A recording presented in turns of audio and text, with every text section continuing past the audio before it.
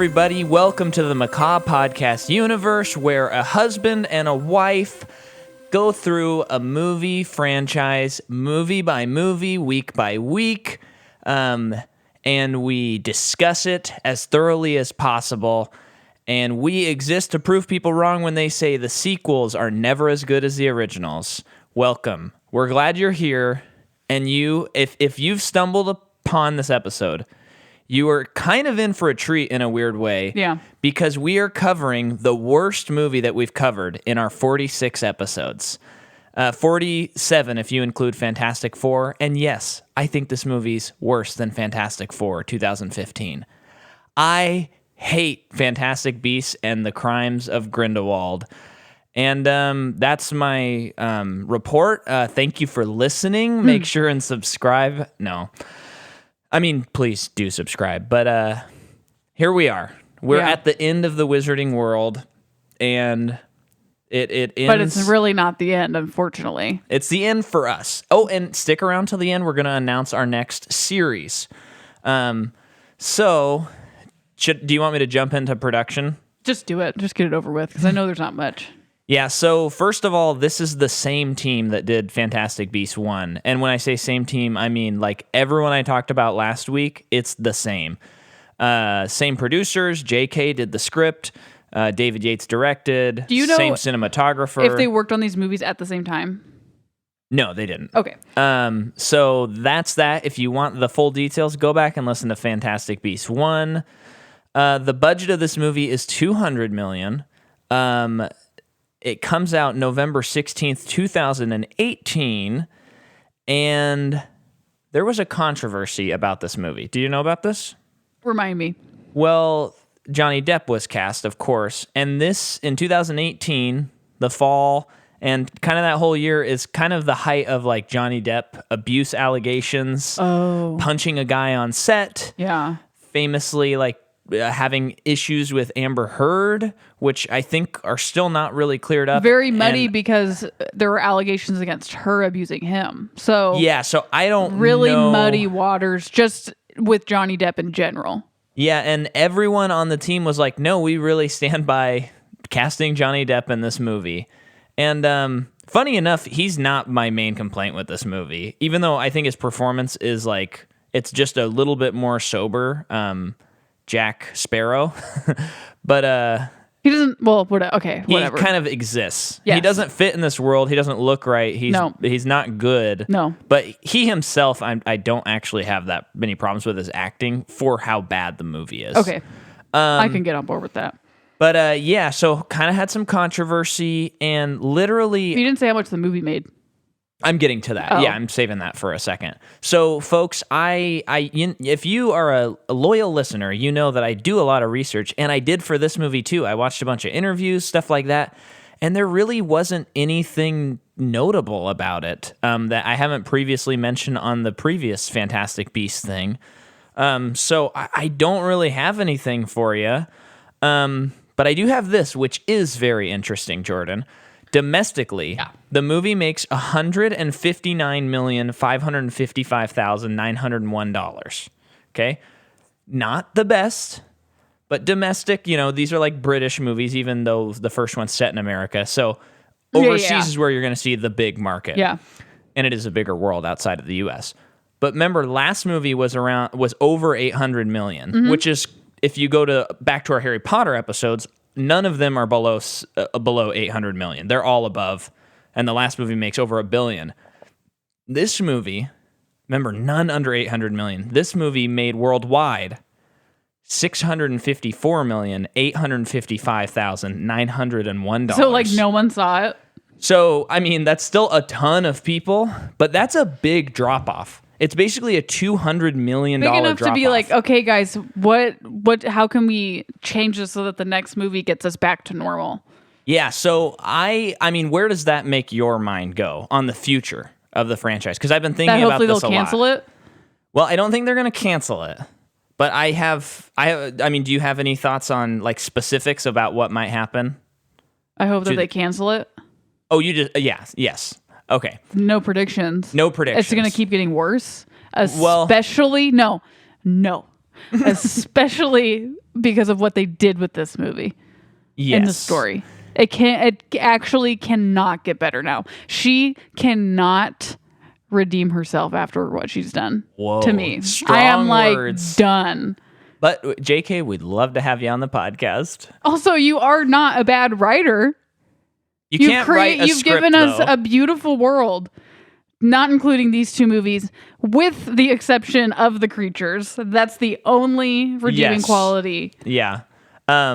Yeah, she just can't write a script. That's proven in this movie. Because you see how, like, there's a lot of ideas there, and it does read like, oh, there is a book where there's about 600 pages missing that I don't know about. Because that's how she writes. So, I mean, I don't think this would happen because I don't like the story at all. But it's almost like maybe if this was a 600-page book, I'd be like, oh, okay, I get it now. Maybe. Well, yeah, like what you're saying, it's what's cool about the movies. And I think kind of an invalid reason people hate on movies from books is because they ripped out so much out of the book. They didn't do half of it. Do you know what would happen if they did half of it? It would be so if they did all of it, it'd be so boring. So what's cool about watching Harry Potter is it's the tip of the iceberg. Yeah, and you can dig into more if you like it. That's just burped into the mic. That's someone who read the books after seeing all the movies. So that's my experience with it. And it's just fun to even if you read the books before watching the movies, it's fun because it's like, oh, here is the tip of the iceberg, and it's fun because I know all of the other stuff. Yeah. And also the movies are so well made, the Harry Potter movies, that even if you will never read the books, there's still more. You just feel like, oh man, it's just there's so much in this world. It's so alive. Yeah. So back to the box office thing, though. I think there's a couple of things that could happen. So one would be, well, I think they're gonna make Fantastic Beasts 3 no matter what. So one is they say, okay, let's kind of rework this, maybe think through this again because we have to have a hit. So they do that. And if it's successful, they just keep riding on the high, go all 5 movies. If it's not that well written, which I don't think she's got it in her, then I think they're going to say, hey guys, we're actually just going to make one more movie to wrap this up. And they'll make up some excuse that'll make it sound creative where they're like, actually, we had this whole sideline thing that we might save for a future project. They'll say something like that. But it'll actually mean that the Warner Brothers was like, hey, this isn't going as well. Because a $200 million budget, and then you add in the probably $100 million of marketing. They don't include that in budgets? No. Okay. So you got to think that there's at least $100 million for a Harry Potter movie in that. So, I mean, that's only half return. I mean, it is, you made back your money 100%, but that's not what they're used to with these types of movies. So I think that's going to happen. And if it's bad, I think that they could even pivot and be like, hey, I'm going to finish it up in a book, or I'm going to finish it up on FX or something like that. I could see that happening. FX? You think FX wants this? Not FX, but I'm just saying a network that would maybe pick it up. Probably not that one because they're owned by Disney. But yeah. I just mean to say that maybe it'd finish up on TV. I think they're going to go for the 5. I think they might just haul through it. But if the next one doesn't make over 600... If the next one makes less than this one, I don't know. Yeah, and even if it makes 600, we're not getting 5. That's my prediction. So that's what I have on the movie. Now it's all up to you. Okay. What do you got? Start off with Johnny Depp. Okay. What do you got about John? Well, if people don't know it by now, he plays Captain Jack Sparrow in the Pirates of the Caribbean. Earth-shattering. He's also Sweeney Todd. He's also in Donnie Brasco. He is also in everything else. Mordecai. Alice in Wonderland. Anything that has really great... Well, anything with really crazy makeup, he's probably... Good chance that he probably got casted in it. Yeah. Black Mass. Yeah. That's crazy Johnny makeup. Depp. Yeah, Also, Benny and June, little chick flick. from yeah, back I've seen then. it.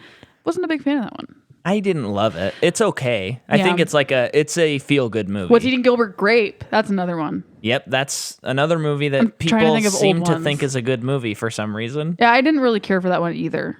I think it's a movie that has a great performance in it, but it's not a good movie. Yeah. Because Leo is amazing in it, but I don't like the story of it. It's very weird, boring, isn't and it? it's Yeah. kind of gross a Yeah. little bit. Let's move past it. So I'm just going to give this guy a shout out because I think this guy comes on the set and gives 110%, whether Okay. or not it's good or annoying. Kevin Guthrie, that dude. Oh, interesting take. I thought he was horrible. What I'm saying is, because I think he's too over the top. I think he's overacting, but I think he is just trying too hard. Okay. That's what I think. So I think he shows up on set giving 110%. Okay. And it's just like, please calm down.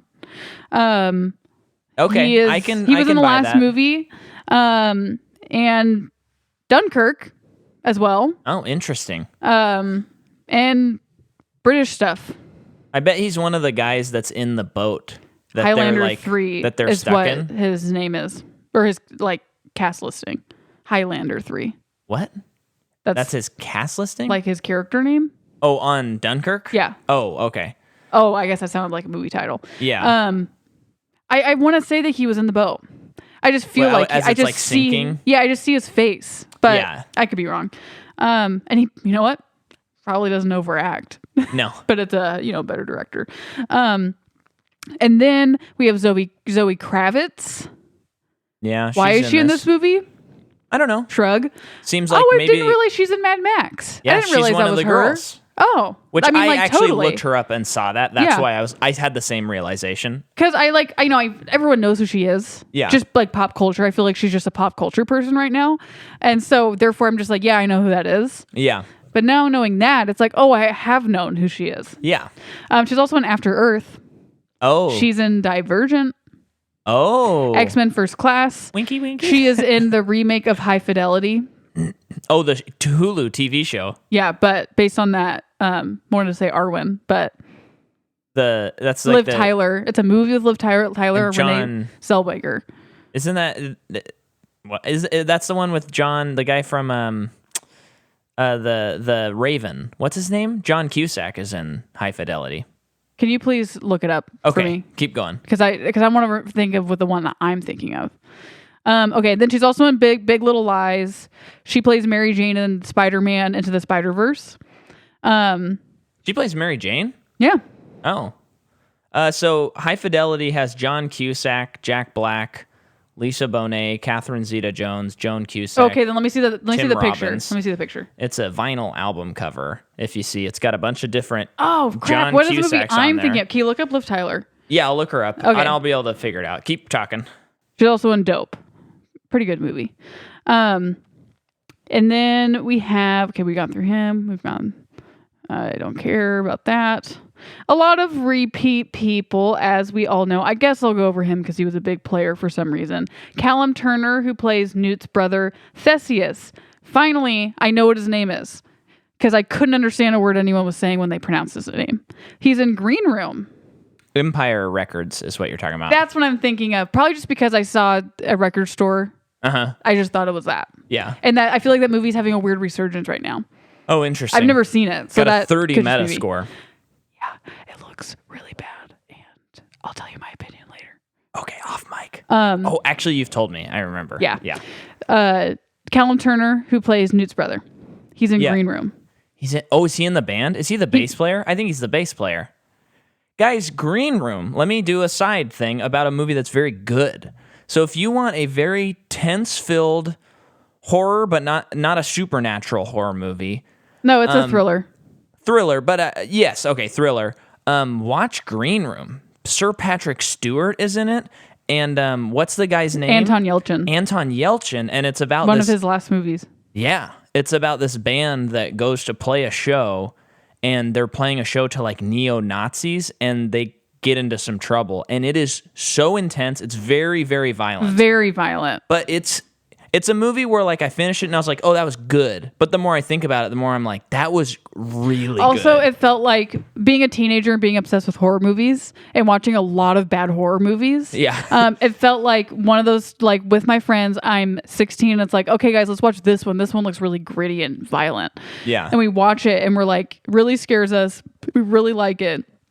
And then it's like, you think you'd just lump it in with all the other ones I've seen. But as I get older, I always go back to that movie. Yeah. And recommend it to people. That's what that movie feels like to me. Yeah, which, to clarify, was not a movie you saw in high school. No, because it came because out of high school. yeah. But it does feel like that. Yeah. I totally get that.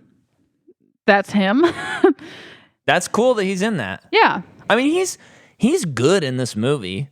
A lot of people are actually good. Like, Zoe Kravitz is good. It's just, like, her character doesn't make any sense. You know what I'm saying? Did you know that Jude Law was in this movie? Hit what you're about I had to hit. no idea that Jude Law was. When was he in the movie? Who was he? Well, Wait, he was Dumbledore? he was Dumbledore, and he was featured heavily in the promotions, and he's in maybe 20 minutes? I wouldn't even say that. And I would say if you watch this movie and take him out of it, there is no change in the movie. Nope. And you might say, well, Micah, but he sends Newt Scamander into the mission. But his motive and all that stuff don't actually make any sense. So you could just do a quick line rewrite and get Newt like mixed up in it for a reason that actually makes sense, and the story would improve. The one thing I will say, though, is I did notice, and I know you were like, I didn't even notice because he was in the movie for so little. I think he was really good at being a young Dumbledore. I think he showed off the vibe. I agree with you, though. You said his clothing is not eccentric and cool enough. It's just a suit. And you're right. You are right. And my opinion is he wasn't in the movie long enough for me to have an opinion whether he was a good Dumbledore or not. And I think that's fair. Although in fairness, he was in the movie about as much as he's in any of the other movies, that character. Except for the last one. But Dumbledore was in 9 of them. Yeah. So it is very different. True. Okay, sorry. I got an email. So Jude Law is in The Talented Mr. Ripley, Grand Budapest, AI, Artificial Intelligence. Very good movie. That one, what is the movie? Road to Perdition. Really wonderful Jude Law. Tom Hanks, right? Yeah. Oh, that's a Sam Mendes movie. Yeah. Really good Jude Law role. Like if you want to go on a Jude Law bender, watch, like a bender. Oh, no, I guess so. Yeah, no, I said it too, and I was like, that's a weird thing to say. Anyway, he's in Captain Marvel. He is Neo Yokio. We've talked about him before on Captain Marvel. That's right. He's in Neo Yokio. Movie or show we never finished. We didn't finish. Pretty good though. Yeah, we were digging it. And I don't care about anything else. The movie begins. As I start all of these things on all 46 episodes, I just saw the number 46 and I was like, dang, we've done a lot of episodes. And this logo pops up that's a bunch of wands that fan out in a half circle, and it says Wizarding World, which was not in the previous movie or any of the other previous movies. So that alerts to me as, and you have to, I'm so glad that we covered Marvel first on this podcast, because I think to understand our modern blockbuster landscape, you have to look at it through the lens of Marvel, because you see that logo and they're trying to do like a flipping the comic book pages Marvel, like, look, when you see this logo, even if it's wink, wink, a new franchise, because when I saw that, I was like, oh, Fantastic Beasts, if this is successful, this is not the end. Mm-hmm. They're going to this will become another Marvel, where it's like, oh, every year. But they won't know when to stop. Yeah. Like, I feel like with Marvel, there was an end game. Well, the thing with Marvel is they've steadily kept going, and they have... Like you can open it up to like Guardians. When Guardians came in, you have a game-changing moment where it's like, oh, now we have the universe to play with. Uh-huh. Like you could be a fan of Marvel and be like, you know what, I only like this part of it. But she's trying to make it like this one big, huge story. And no on that. I will reject that helping. And you know why she can't do that? Because Harry Potter and the Deathly Hallows Part 2 was Endgame for the Harry Potter world. Yeah. So you can't do that anymore. Like she already did it. Yeah. Well, do you know what I mean? Yeah. I totally agree with you. And I should say, and I don't know if I've said this before, this is like one of my hot takes on the landscape of blockbusters. If you go to make a prequel, you cannot make that series more epic than the event of that universe. So the event of Harry Potter is Harry Potter. So if there's any prequels, they have to be they cannot rise to the scale of Harry Potter. Because then when you look back at Harry Potter, you're like, how come there's no ramifications from that thing that just happened? And you can tell with this movie, she's ramping up. She's trying to be like, the next 3 movies are going to be Deathly Hallows Part 1, Part 2, and Part 3. Kind of a vibe. And that's why The Hobbit sucks, because they tried to make it more epic than Lord of the Rings. It's an easy trap that people fall into. But that's why, like we said, Fantastic Beasts should be like a charming, low-stakes, fun series that makes you go, oh, this is like, I like this universe. They're existing in this world. Yeah. That's it. It should be like a Guardians is a good example. Totally. The character stakes are high. And yes, in 2, they almost ended the world because of ego. Okay. But they made it contained and in such a way that it was really about the characters. And it was very clear that it was a story about a father and his son. Yes. That's what the movie was about. Yes. Marvel's actually pretty good at doing that sort of thing. Spider-Man's another great example. Like, you look at that and you go, I understand why the Avengers aren't trying to tackle this threat right now. Oh, yeah. Some of the movies you look at and you're like, okay, Captain America should show up and help out Thor right now. There's some of that. It's not perfect. Yeah. And, listen to all our episodes on that if you want to hear our opinions on that. But this is the event of the universe. If you were to make something after Harry Potter, you could attempt to make it more epic, but not before. That's not fair, unless it's like 2,000 years before or something crazy. So that's my spiel on that. It'd be cool if she did that and it was like druids. Yeah. That sounds awesome. I'm into that. You know that before the first movie came out, she wrote these short stories and put them up on her website or Pottermore or something like that. And one of them was a short story about wizards in World War I. Yeah, I don't know if you said it on the podcast. I didn't say it on the podcast. Okay. And I'm like, okay, so how come that's not a movie? Because you could make it epic as much as you want, and that's really interesting. Mm-hmm. But no, we get this boring slog and about it would probably Grindewald. Be better than an Ant-Man when you see these little tiny people fighting people in World War II. Yeah, and you're kind of like, ugh, I didn't need that. No. So the movie begins with, we see Johnny Depp, and he's in a prison, and there's this big escape sequence where he has tricked people, and he gets escaped. I'm not in love with this sequence. I think the action's not super well directed. It's not bad, though. The first, 20 minutes of this movie, I was like, okay, am I going to like this more than I like the first movie? Because it was like, we are chugging along here, but then the movie just it doubles down on lore and stuff and expects you to know everything. It's it's so infuriating. I mean, honestly, for me, and this goes into Fantastic Beasts, the moment they introduced Grindewald, the whole thing, I was done. Yeah. Because of now that you've Grindewald in it, you have to drag Dumbledore into it, and I just don't want it. Yeah. But we'll get into it in a little bit. I was trying to keep... I wanted to go into this podcast with guys, I did try to like this movie. I always try. So there's this big escape. All the magic is whatever, which usually it's fun and wondrous. It's kind of whatever. Yeah. Depp, I don't know why they came up with his look. He looks horrible. And it's not what's interesting too is they showed those spectrals, which were the thing that were flying the carriage. None of them were invisible. None of them were invisible. None of them. I didn't realize that until right now. I thought of that, and I was like, so weird. All of them have seen someone close with them die? All those people? Is that what that means? I guess. And I'm sure this is us reading into it too much. It's sure. Probably not, because they think about everything too much in this series. Yeah. That's why this movie sucks. Yeah. But I thought that was lame. But I do think that they probably did that so that people who hadn't seen the other movies in a while wouldn't be like, wait, how come in the last shot those things were there and now they're not? Yeah.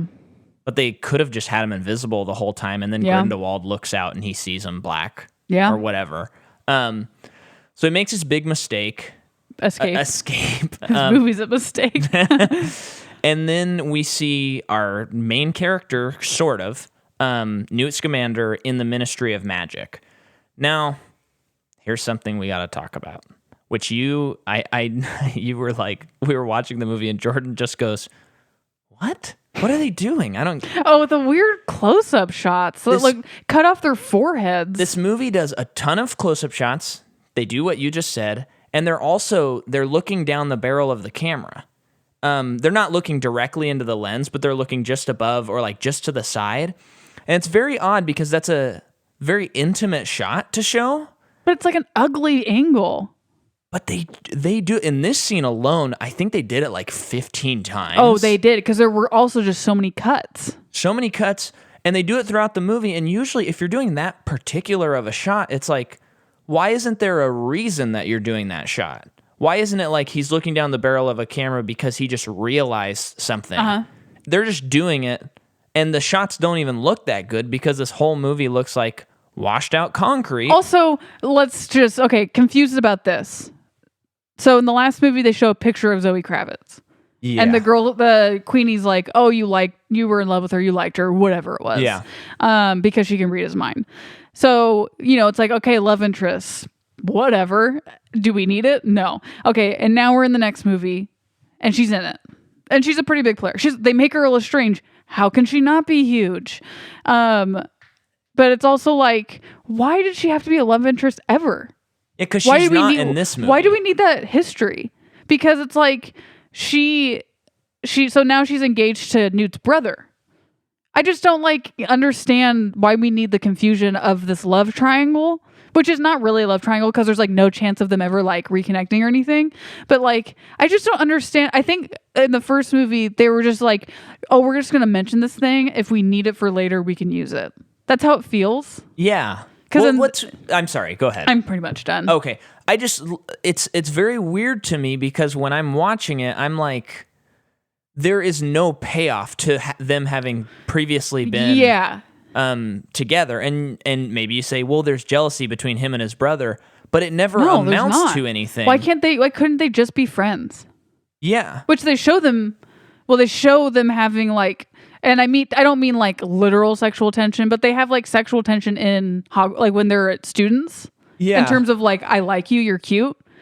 And so it's you could have just erased that. They could just, a boy and a girl can simply just be friends. Yeah. Well, and let's just talk about that scene so that we don't have to go back to it. Yeah. Weird flashback when Lenny Kravitz's daughter, Zoe. Okay. Well, I just almost called her Larry. Okay. And I just tried to pivot out. Didn't work. And now we're here talking about it. And now we're here. Cut that, Micah.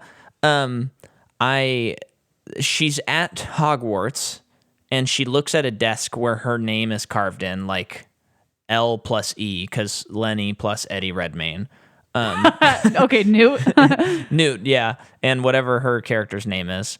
And then it shows this flashback of her at the school, and you see that Dumbledore has been is this the one where they show Dumbledore teaching the kids the scare curse? Yes. Oh my gosh. Okay, we're getting into it. Was infuriating, and you got it all. Okay, so pretty upset with the movie for most of it. And I would say for the most part leading up into this point, just really underwhelmed, very lost. Mm-hmm. Don't really care about anyone. And then we see these flashbacks and we see just so angry. I don't even know how to express it. You see Dumbledore Defense Against the Dark Arts teacher. And you see him teaching children how to defend themselves against a Bogart. Yeah, but just not only Prisoner of Azkaban. Yeah. So, and by that, he is doing exactly what Lupin did. Which makes no sense. And it's dumb because they took that away from Lupin. They took that away from him because in the third movie and book, that's what he does to it up in that till the third movie, both of the dark arts teachers sucked ass. and there were bad people. I don't remember who it was in number 2, and I don't care right now. But it's like finally third movie. Wasn't it Gilderoy in 2? Yes. Okay, 2 people sucked ass. And then we're in the third movie, and finally we have a really good professor who is like genuinely teaching kids stuff. Yeah. Finally teaching them something. And not only is he teaching them something, he is teaching them something by connecting with them. Like going on their level and being like, here's a really scary creature, and I'm going to like show you like here are relatable ways you can defend yourself with the power of magic. Pause. The way you were talking about this, I just had like a wave hit me of like how good Harry Potter is. Yeah. And it made me even more mad at this movie because Harry Potter is so great. Yeah. And I think when she was writing this scene for this movie, she was thinking like, oh, people really liked that scene in Prisoner of Azkaban. Let's bring it back because it was like, it was a good scene and it's fun. Also, it reveals characters' fears visually. I think it's lazy writing. It is such lazy writing. And just furthermore, one time again, she takes it away from Lupin. It was so bad. I hated that scene so much. It made me angry. Yeah. And I regret that we chose Harry Potter for this podcast because I don't want to see the next 3 movies. Yeah. No, I do because we can't spectacle. win them all, and that's the fun part I think about this podcast. But they do that, and then like Newt and her like are buddies, and it doesn't make any sense. Well, people hate her because she's a Lestrange or something, and then she like erases a girl's mouth, and then she gets in trouble, and then she finds Newt, and then he shows her creatures, and then that's it. I don't know. I guess whatever, but yeah, I just really couldn't care less. No, horrible about their relationship, and I hate that I have to say relationship and not friendship. Yeah, because they should just be friends. Yeah. And then let's get to Newt's brother. Okay.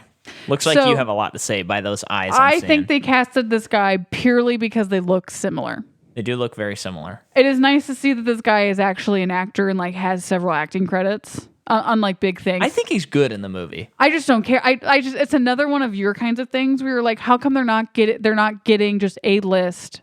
I know this is a lot not in America, so this would be another British actor, but still, like, how come they're just not getting a person that everyone knows? Why can't it follow the tradition of the old movies where it's like you cast like really famous, and I understand actors. that like this is a younger person-ish, so it's a little bit more difficult in that way, but at the same time, it's like the least you could do is get another person that I know who it is.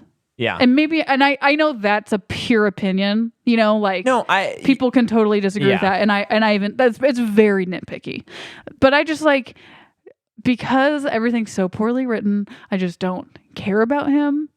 I don't like care too much about him and Newt's relationship as brothers, like, cause they have like a hard time being brothers cause he likes working in the industry and Newt doesn't want to have anything to do with it. Yeah, and that's another thing where it's like, if this movie could just scrap some of the plot and be like, okay, at the core of this movie, it's about Newt and his trouble with the ministry and him like having a fear of having an office job. Make that the thrust of the movie. Don't just show us 2 scenes and then expect us to like carry that through and consider that a character arc. And I've never seen a movie where there are so many characters and all of them have so little to do. Genuinely, they have nothing to do in this movie. Because it's like I think when we were watching, we made arguments of like, cool, so like basically a new franchise, basically, and women have nothing to do in it.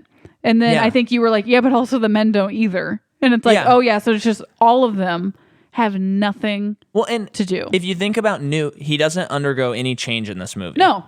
Dumbledore doesn't. Grindewald, if you think about the climax of this movie, which, by the way, is horrible and confused me because it did not feel like a climax, Grindewald does like a meeting, and that's the end of the movie. And he states his opinions that everyone else has been telling us throughout the movie. So literally, this movie doesn't matter. If anything, what should have been done, nothing is accomplished because he does nothing the whole time. It's him getting his followers together, and then they're in Paris, and they're having like that big meeting in Paris. You could have done this, and it would have been better a little bit if his storyline is him like going around Europe giving speeches, like spreading propaganda, because it's just one thing of one propaganda speech. Yeah.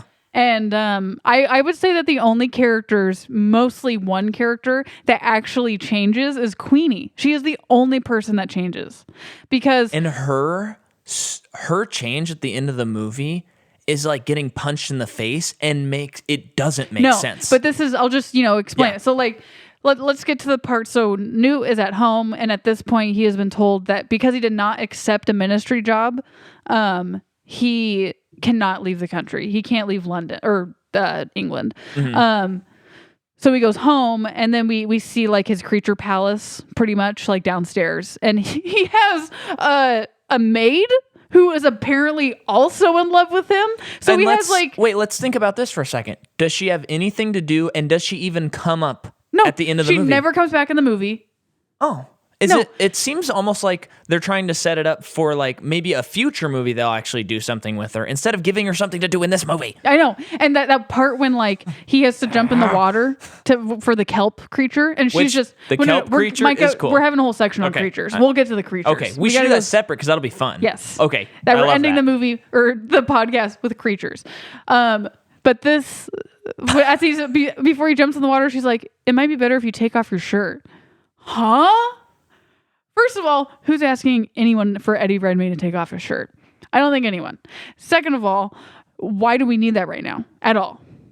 I think because like back in like the early 90s, that was a fun trope. And I get maybe they're trying to bring it back 20 years later. Is that an answer? And it's just like... Or 27 years later. So frustrating. Okay. And then, so Queenie and Kowalski barge into his house, and it's kind of like, holy crap, what are you doing here? You're from America and now you're in London. And apparently, can I just say that Kowalski and Queenie, their entire beginning of their new relationship after he has been obliviated in the first movie and all that, all off screen. They just have to catch us up in dialogue. And it's stupid. They say that he didn't lose any of his memories. They said that? Yeah, because remember the thing that that rained on them? Yeah. That whatever that potion was from that animal, like it only erases bad memories. And he never had a bad memory. What? From like involving magic. I remember them saying that now. That's their turnaround on it. So, and then we find out that Queenie drugged him this whole Jordan, time. I know you're not, but it feels like you're attacking me right now. No, I'm kidding. So yeah, she pretty much has been drugging Kowalski for a long time. That's what it seemed like, right? Because he didn't, when the charm is off him, he doesn't even know that he's in London. He doesn't even remember. Yeah. So in America, refresher, go ahead. I'm Muggles sorry. and wizards cannot get married, and they are in love. Yeah. And they're desperate to try to figure out a way to get married. Yeah. First of all, just move to a different country.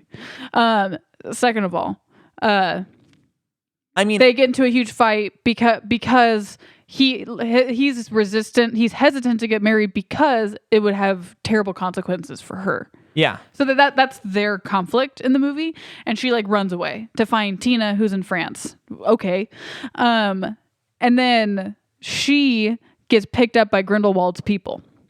Yeah. And then she is confronted by Grindelwald, and he pretty much, without saying so, promises her that if elected, he will legalize Muggles and wizards being married.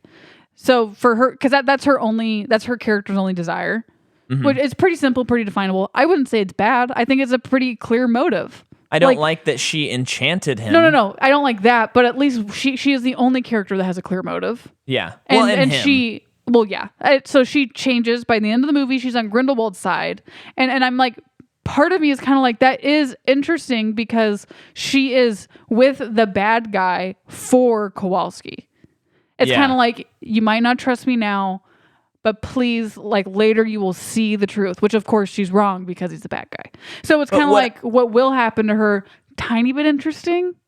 If it was done better. Oh, yeah. Because I never sat there like there was no tension that maybe he'll do that. And I don't think she ever thinks that if she's a logical person, which they've already shown she's not. But still, it's just like, why is this happening?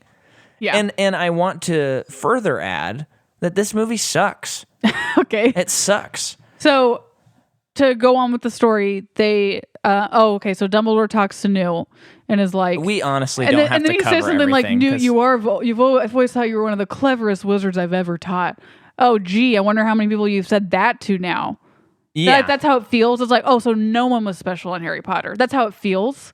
And also he can't move against Grindewald. Just shut up. because they made a blood pact. They combined blood because they were in love or something, which is also not defined. If they're gonna be in love, just do it, okay? Don't like dance around them being in love. And I think part of it is they're scared that people will not see the movie because they're gay. If they're gay and like you feel the need to write a flashback or something with it, and I'm not saying graphic. Obviously, it's still a kids movie. I don't even want that. Yeah. But like if like that is their past, why are you like ashamed of showing it? You know what I mean? It's just, And I don't want to get into the politics of it at all. So I'm going to like push past it. But like, it is just like, so immediately they bring Jude Law into this movie as Dumbledore and immediately tell him you can't be in the story though, because of this blood pact. We want you to be in the movie so that people go, oh, was that Dumbledore? Huh? That's it. Fan service. That's the only thing. Yeah. Here's something that I want to say, and I know you're going to have a big reaction to it. So let me try and get through it a little bit before you talk about how much you hate it. There's a character in this movie, and her name is Nagini. And she is some sort of thing that is a human that turns into a snake, and over time... Once she's rolling her eyes, folks. Over time, she will become that thing permanently. So, Nagini is one of the Horcruxes that Voldemort has in his movie. So that, like, pet, interesting thing is a person. Now, you might go, but that's kind of cool. But what does that tell us about anything by making her a person? It has no effect on Voldemort's story. It has no effect on the story at all. It doesn't make sense. And you could say, well, maybe in a future movie they're going to do it. Okay, why don't you just do it in this movie so that I can actually earn your trust instead of just destroying things that I really love about Harry Potter? And you're taking that away from Harry Potter. Yes. Because Harry is a Horcrux. Yes, and that's the other thing is so now there's two human Horcruxes, which makes Harry Potter being a Horcrux not as interesting and not as unique anymore. When you write the description for this episode, it needs to say, is nothing sacred. Is nothing sacred. Okay, I'm going to write it in the notes. Keep talking while I do it. So I am so annoyed by the Nagini thing that I think that Micah said it all good enough, and I'm not going to talk about it. What I will talk about, though, is how terrible her costume design is. Yeah. And it's actually just all of it. Her makeup is not great. Her hair is really weird. But most of all, it's just like this dress that she wears the whole time, which I think their intent is like, oh, it kind of looks like a snake. Yeah. You know? But like plunging cleavage. Uh-huh. And it's just very weirdly sexy. Yeah. Why do we need it? I don't know. But why do we need the whole character? Well, I do want to say one cool thing about it. It's a special effects thing that I had forgotten. They had a real contortionist like contort into those strange positions, and that shot where she becomes the snake is like a seamless transition from her, like a real life contortionist doing her thing and like going to what a snake would be, and then the animation takes over, and that is kind of a cool shot. Mm-hmm. I just effects wanted to are say not that. bad in this movie. No, Most no. of them. I wish But that it we're gonna wasn't get to grayed that out. because there's a lot of creature stuff we're not Yeah. going to talk about right now. Okay, so if we're going to talk about her, we have to talk about Ezra Miller. Oh no, So- Jordan! I didn't want to talk about CCR unless I was talking about the Credence old band. or water, whatever. So Credence is in Paris looking for his mother, his birth mother, and Snake Lady's helping him. That's pretty much what the whole movie's about. He is still an obscurel, and that's why Grindelwald's here, is to find Credence. And apparently he has like a sibling, so they And need to like kill one of them, right? Yes, I think That was very that did not unclear. make sense. No. Might I add, he survived the experience from the last movie, and I wonder if they showed us that, because that could have maybe been interesting. Oh no, that's off screen, and it's explained to us, not shown to us, as most of this movie is. It's people delivering exposition and things that would be cooler to see. Yeah.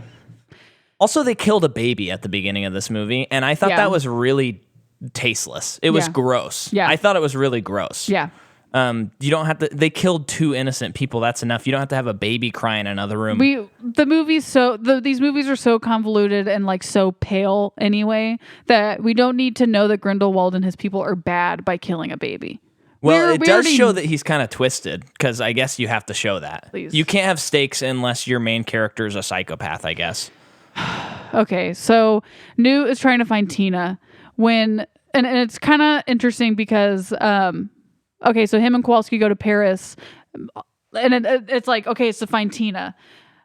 I guess it's a coincidence that Dumbledore also wanted him to go there, but he was resistant to it because he can't leave the country, but he'll leave it for Tina. So then, I don't know, it's just so, the motives are so unclear because And it's all happenstance. it's all happenstance, because it's like I understand that now him and Tina are like, they like each other, and part of me is like, and I know this is just an opinion, but why do they have to be in love? And also, I do want to say that there's nothing that we saw in the previous movie that would alert us to them being in love, except for tropes. Yeah. There's no actual development or chemistry between them. No. And those 2 actors do not have chemistry. No. Why can't we have an asexual person at some point in time of movies? And I feel like Newt kind of falls under that umbrella in a very cool, like, interesting way. Yeah. He's interesting enough by being in love with creatures, and Yeah. not in a weird way. You know that. But like Okay. but like that's like all he cares about. Yeah. I feel like we're getting off the rails. At least this we point. had Jyn Erso in Rogue One, who was just this cool girl that like led the rebellion on Rogue One. Loved it. And you thought they were going to maybe make her and Diego Luna get together, and they never did, No. because they didn't need to. No. They decided it didn't make sense, so they didn't do it. Yeah. Okay. So he's trying to find Tina, and then Tina follows this guy who apparently has something to do with Credence, and he kidnaps her. And then Newt and Kowalski run into the same guy, and he throws them to the same cell. And then Tina's being super weird with Newt and calling him Mr. Scamander. And then they go to the safe house that Dumbledore told Newt about. And there is a character in that house that is so shocking that they included this person, that it's just yet another reason where I'm like, is nothing sacred? Is nothing sacred? So Nicholas Flamel is in this house. Nicholas Flamel is the guy in possession of the Sorcerer's Stone. Yeah, before the movie. Before Harry Potter and the Sorcerer's Stone. So it's just this really brittle old guy, which I hate. I hate that they did that. And it's like, it's part of it is because I imagine this guy who has possession of the Sorcerer's Stone that gives you eternal life, as a person that's like, you stop aging the time that you get the stone. Like that, you're going to be 40 forever kind of thing. Or even just like, no, but his body's still breaking down. It seems like he's still aging, but he's eternal. Yeah. It's very another nitpicky thing, but Yeah, but we can be a little nitpicky because she set up this world to be nitpicky. It's like a response to people who are nitpicky. Yeah. So he's in it, and it's just for laughs, and then a Deus Ex Machina at the end. Yeah. We only see him twice, I think. So then, what happens after that? Well, let me hit you with something. I want to also throw this opinion out there. Grindewald wants humans. He wants to be like they're showing the struggle between humans and wizards, and they're breaking it down even further than they did in the Harry Potter series. And to me, when I watch Harry Potter, I just thought, oh, this is kind of fun and clever. They exist in the same world. We don't need to get into the politics of it. Now they try and get into the politics of it in this, and I am not kidding you when I say I would liken this to the midi-chlorian breakdown of the Force in Star Wars Episode 1, where you're like, oh, that like mythical thing is a scientific thing that now like some people have and some people don't. It's not something you access, or like not everyone can be a Jedi or something. Yeah, so it's very strange, and it kind of like takes away a lot from the original trilogy. That's what I think this is. It's like you're digging in the weeds. Like, just let them. You know, I don't know. It's like I don't need this stuff. I'm not interested in it. Also, if I understand it correctly, Grindelwald's motives are the same as Voldemort's. Not only does he want to be the most powerful, his whole reason of like finding the Obscurel is so that he can dominate it, whether by killing the person or controlling the person. Not only that, he wants to like make sure that everyone's still a pureblood, that everyone's pure, a wizard. There is unless I misunderstood it. No, I'm pretty sure you're all right, except for one thing. Grindewald was the whole movie trying to promote his band Hollywood Vampires with Alice Cooper that he plays. Yeah. And they tour around. They played Brit a couple of years ago. I wish Alice Cooper was in this movie. I think that's kind of the difference, and I wish they would have doubled down Shadows. on that. He was in Dark Shadows. Alice Cooper was in Dark Shadows with Johnny Depp. And he's Alice Cooper, and he plays an Alice Cooper. Yeah, why can't Alice Cooper be in the series and just be Alice Cooper? Do you think he has like the best celebrity cameo ever in Wayne's World? Yes.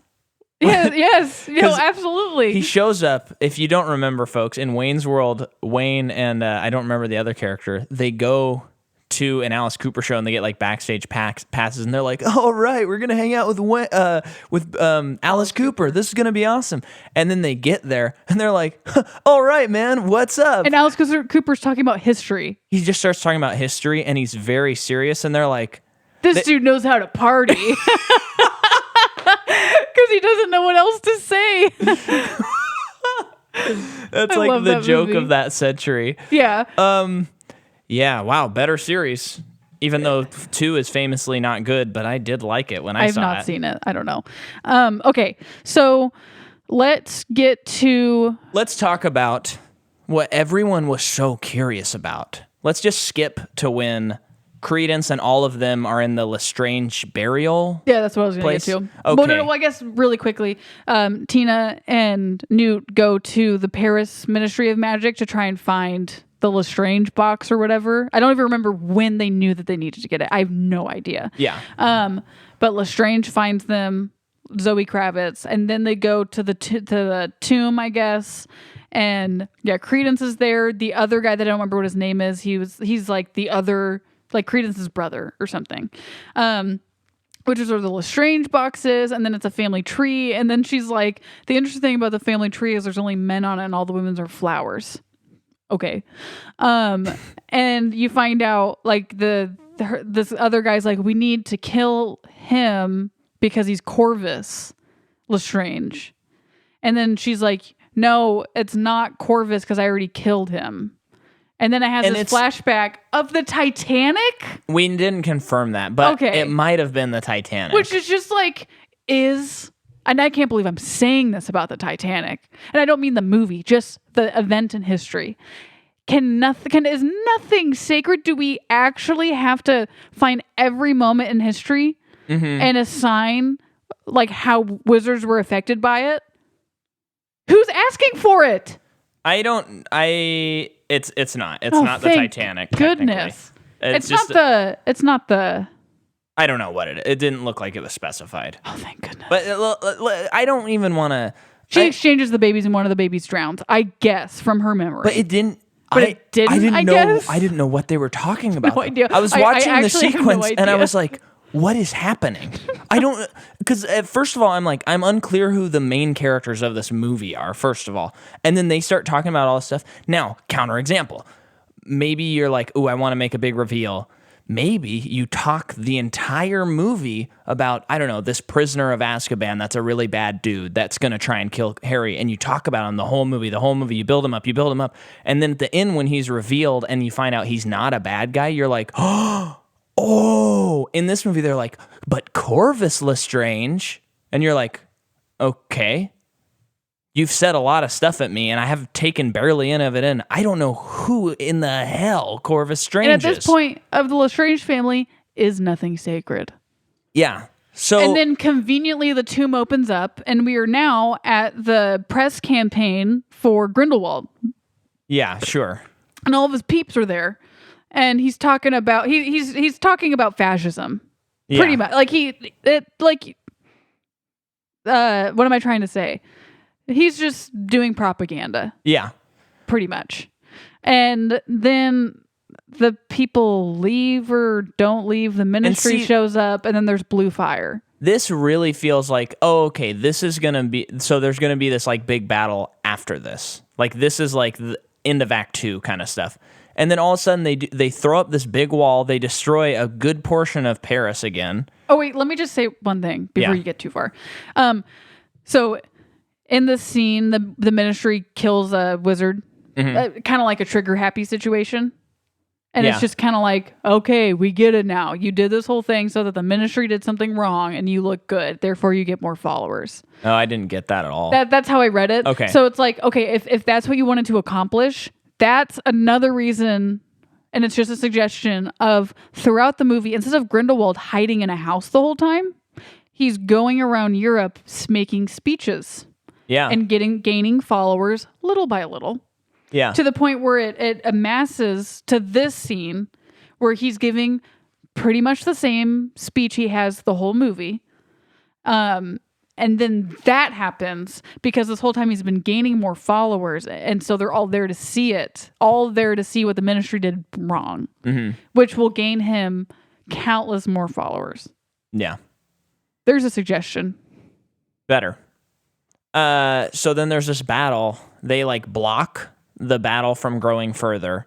I don't even know. Some people can walk through the fire and some people can't. And they like smash their wands into the ground. Oh, but Zoe Kravitz dies? I don't think so. No, she dies. She gets she's like, don't stay, I love you. And then she like sacrifices herself or something. She's looking at both Newt and his brother. So you're like, which one was she talking to?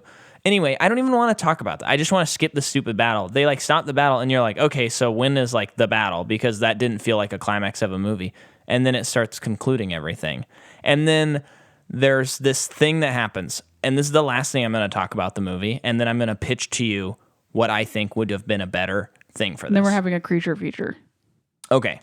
Yes, I like that. Then...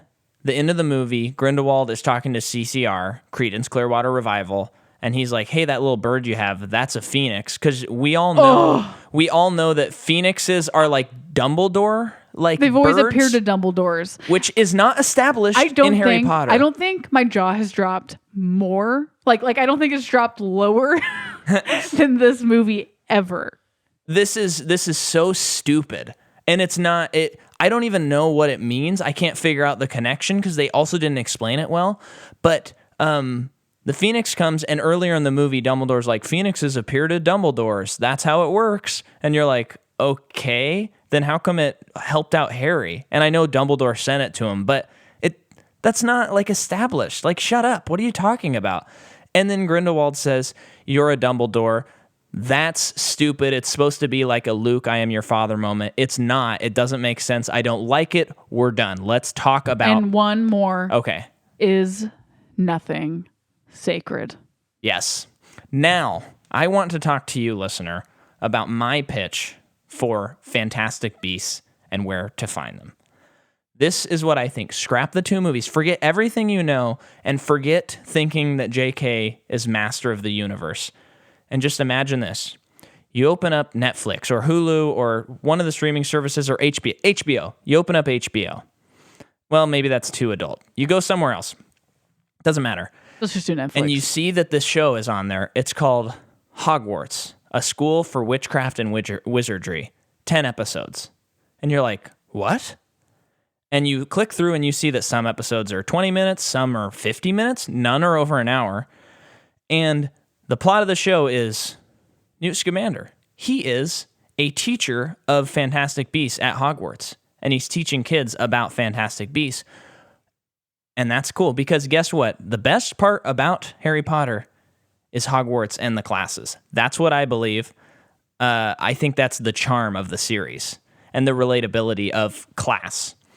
So we dig into the classrooms.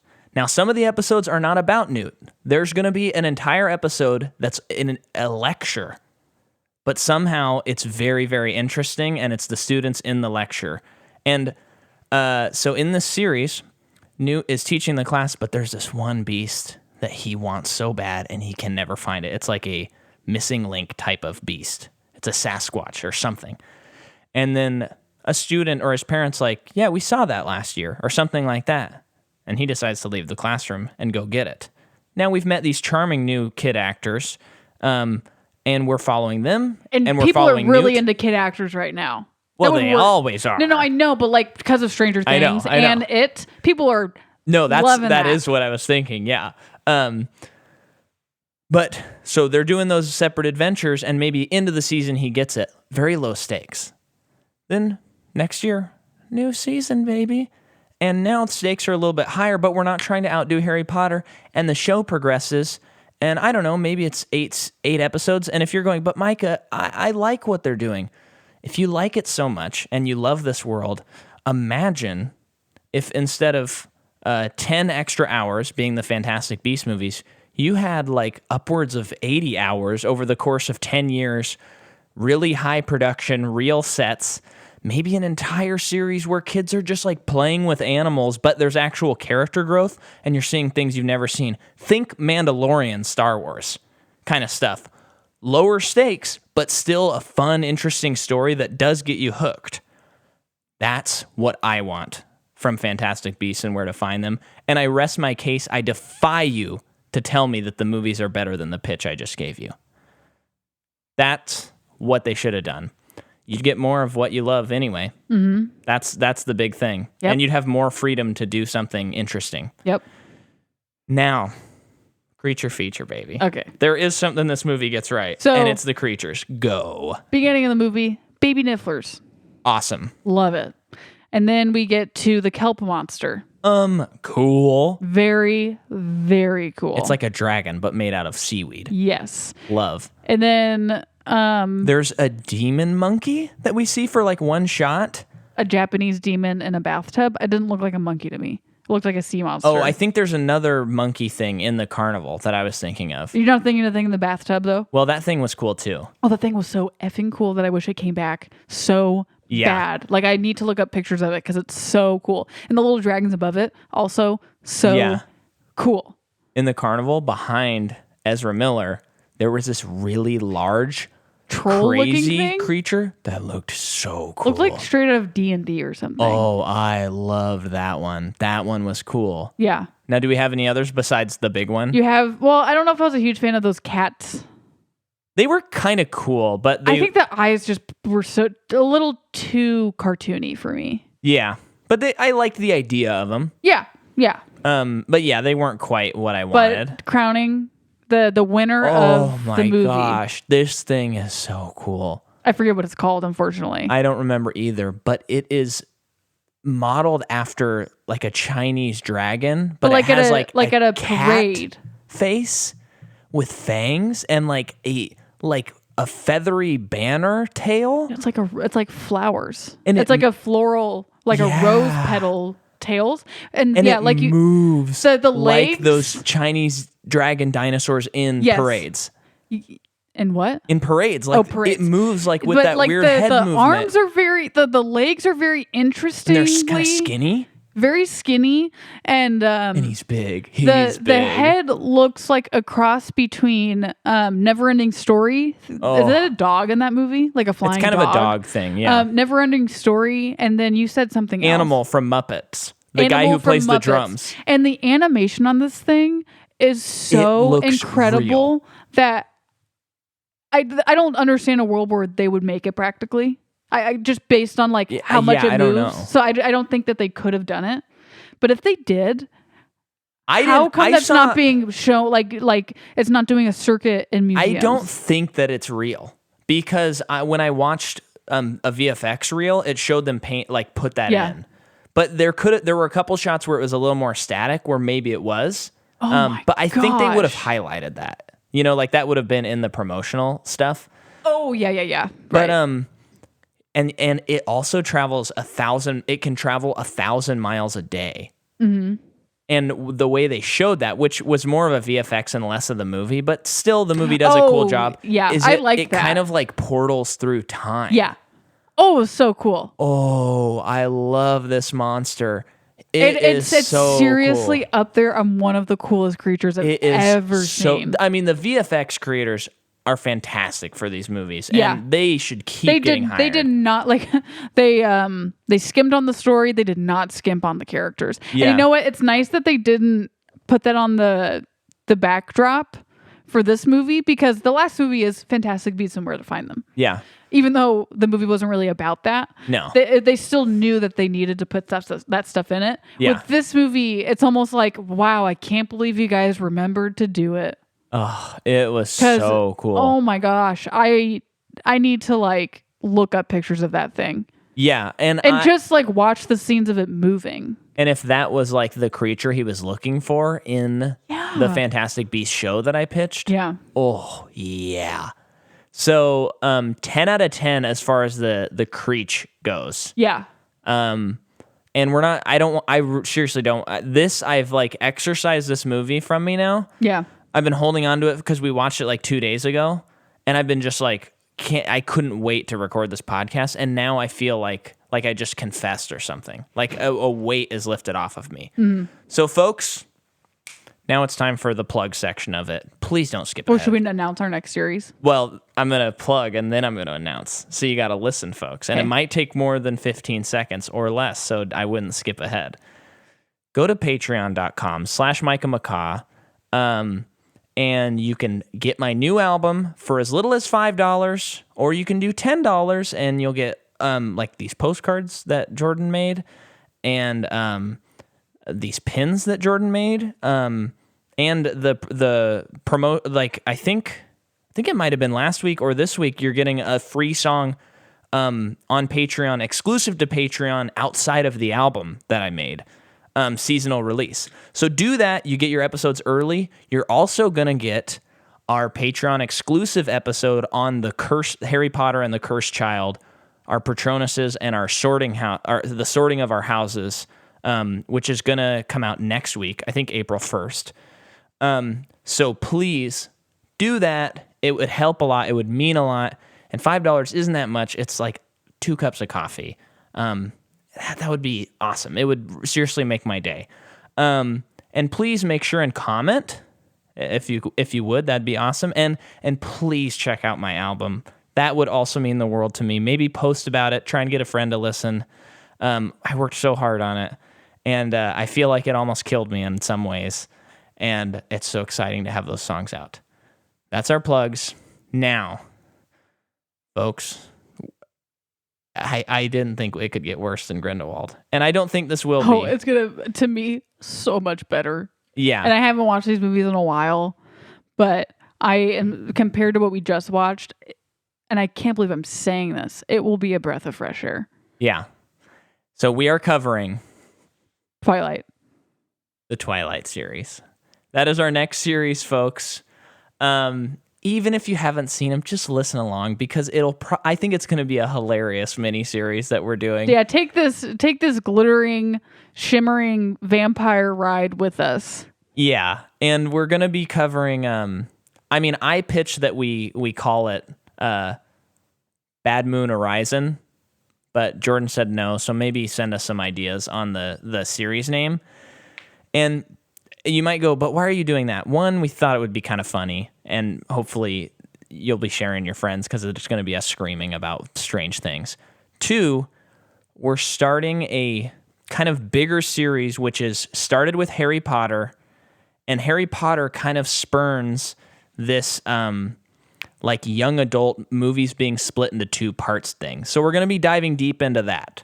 And I'll probably be reminding you about that in future episodes. So thank you for listening. Thank you. See you later. Bye.